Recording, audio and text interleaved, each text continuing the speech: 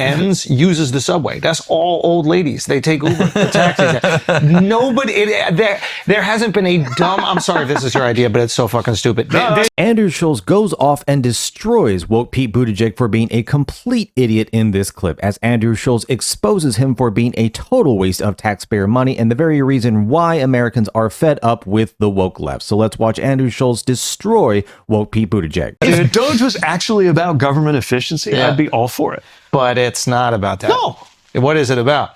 It's about power. Look, I'll give you an example. Yeah. Because you telling me people in government are concerned with power? I know. It's shocking. Insane. I know. Hot take. Truth bombs being dropped on flagrant. No, but look at it this way. Yeah, when I was in government in the South, like as mayor, when I had my kind of small government that I was running, we like took whole departments apart and put them back together.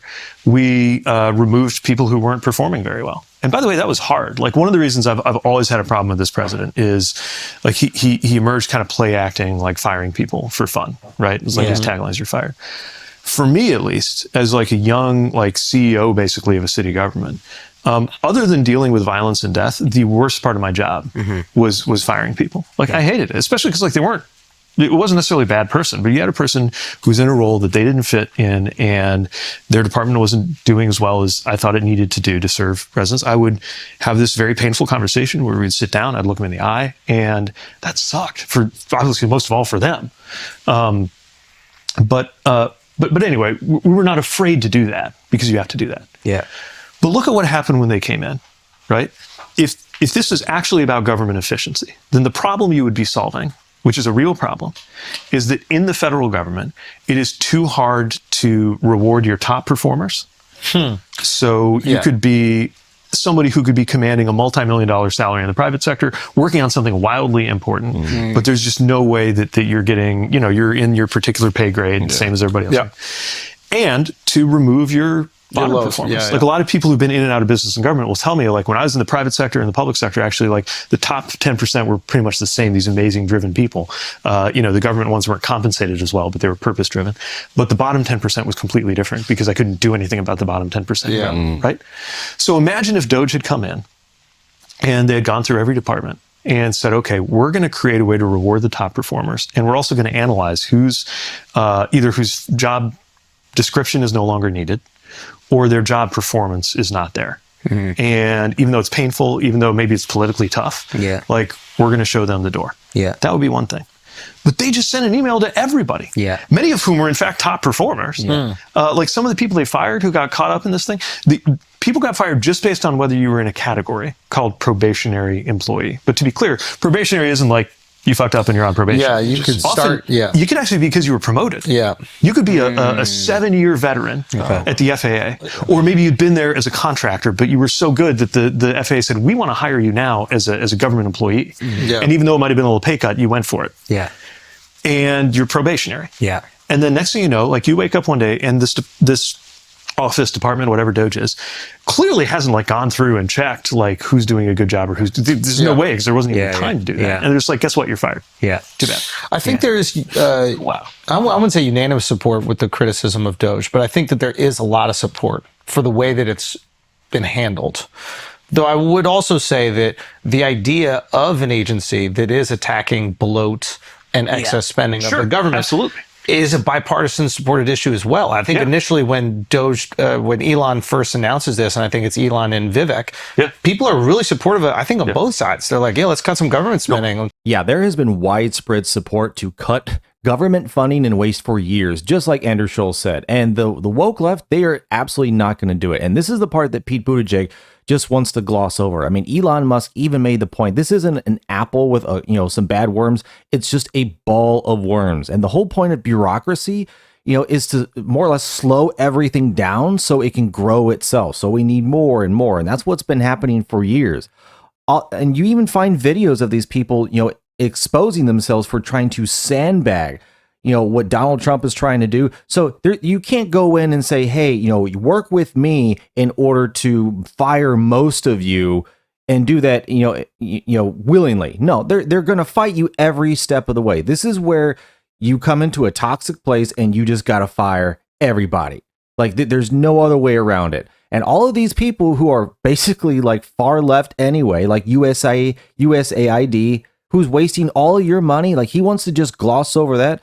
All of these need to be gutted and, if anything, built from the ground up. But these are fundamentally corrupt organizations. And Pete Buttigieg is so lost in the sauce. It's normal to him.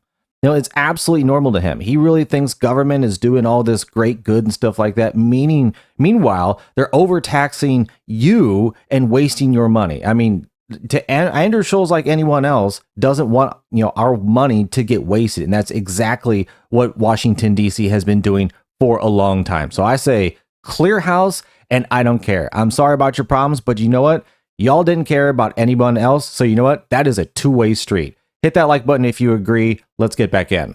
If you're actually doing it for real, and that's another part of the answer to your question of like what Democrats should be talking about, because I think we're the ones who believe, some say we believe it to a fault, like we believe it naively, but we're the ones who believe that the government has the, if you do it right, government has the power to make people better off. But if we're going to do that, let's actually do it. And part of that does mean like taking a hard look at everything we do. And I remember, again, most of my examples will come from transportation, right? But I remember something that went on with the FAA where they had to get some special waiver in order to allow a certain class of airplane to fly because there was a regulation that said there had to be a switch to turn off the no smoking light. And this was written back when sometimes you turned off the no smoking light. Now, obviously, there's just always a no smoking light because you can't smoke on airplanes. And there's this like scramble. That's the kind of stuff that we should absolutely be getting rid of. And there are like things that we do in government sometimes, or in the military, we call it a self-licking ice cream cone. Like there's definitely things that are there, these just like self-perpetuating processes that nobody would have come up with on their own, but they're still there. I think we should absolutely own that space because we have a good faith belief that government should serve people better and should work better. And we should be the ones who are making that happen. So on that, so this idea with Doge, it seems to me, and again, I only know like the most surface level version of it, is that the way that the government becomes more efficient is just firing a bunch of people. That seems just like saving money. I don't know if that's how it becomes more efficient. The efficiency is getting rid of the bureaucracy that stops a plane from flying just because it doesn't have an on and off switch for a smoking light, right? But it's surgery because you don't want to get rid of the part of the bureaucracy that makes sure the planes good and don't protects crash, people. right? I 100%, because I think that there is altruism and benevolence in a lot of these policies, right? They're trying to protect people. They're all there for some reason or another. Yeah, and like maybe some is like I don't know. What have you experienced? Like you were, Secretary of Transportation. Like when you're trying to rebuild some bridge or whatever like that, what was the biggest hiccup that you experienced that you're like, we got to just get this out of the way? There's no way we're going to be able to improve people's lives if this is here. What is an example of that? Well, so there's an entire process where to permit a federal project, you have to listen to you have to take in every comment from anybody who wants to weigh in, and then you have to respond to every comment, or a human has to kind of review all of that. Which, by the way, one thing I'm really worried about is if you have, let's say there's some regulation coming and an industry wants to stop it, can they use just keep AI? commenting? Yeah, or can you use AI? Because it used to be like, well, you'd have to take the trouble to write a letter, or at least go to the trouble of like getting people to write form letters, right? Now you could write customized letters. It could all look different. Use bureaucracy to fight bureaucracy. Well, you use bureaucracy to stop something from happening. Which is a real problem if that's a thing that needed to happen, especially because you also need to go through that process to remove a regulation or to replace or to modernize it.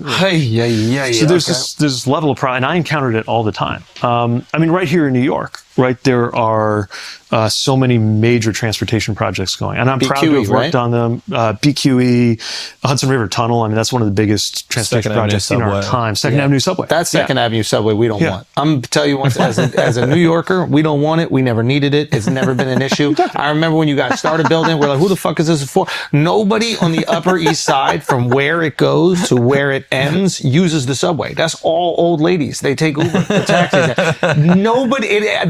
There hasn't been a dumb. I'm sorry if this is your idea, but it's so fucking stupid. There's never been a dumber idea for a subway. There are so many other places we could put subways. We could add some more trains, but Second Avenue specifically, there's a train on Lex. But here's the crazy thing. You walk 2 more blocks, you get a train. I don't know my New York. Exactly, folks. Andrew Shulz just absolutely exposes him for being the complete idiot that we know these people to be in government. I mean, don't forget, this is Pothole Pete.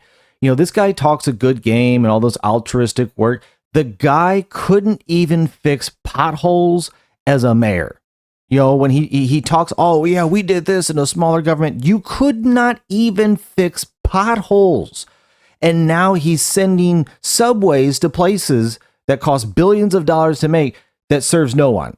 Like, hooray. Like, wow, Pete Buttigieg. Like, what a great shining example of how good government can really do. I mean, this guy just has egg all over his face. He's just an absolute moron. But that's what these people do. They fail up. I mean, you can't accomplish anything on your level. You did a good job. Pat on the back. There you go. Go be a senator. Go be, in the government. This is the problem with the woke left. They have elevated idiots, the losers, the people who couldn't actually get anything done into positions of power, to the point that, yeah, they just sound good. They talk a good game. But what are the actual results? Look at all the blue states where Andrew Shulz lives. And I live in a blue state. I mean, Pete Buttigieg, all of these places are suffering under debt, mismanagement, just anything under the sun, and people are leaving them. If this is the shining example that Pete Buttigieg is trying to show how government is supposed to work, I don't want any of it. But folks, let me know if you agree with that and what you thought about what Andrew Shulz had to say exposing woke Pete Buttigieg for being a complete moron in this clip. Thanks again for watching. Like and subscribe, and I will see you on the next one.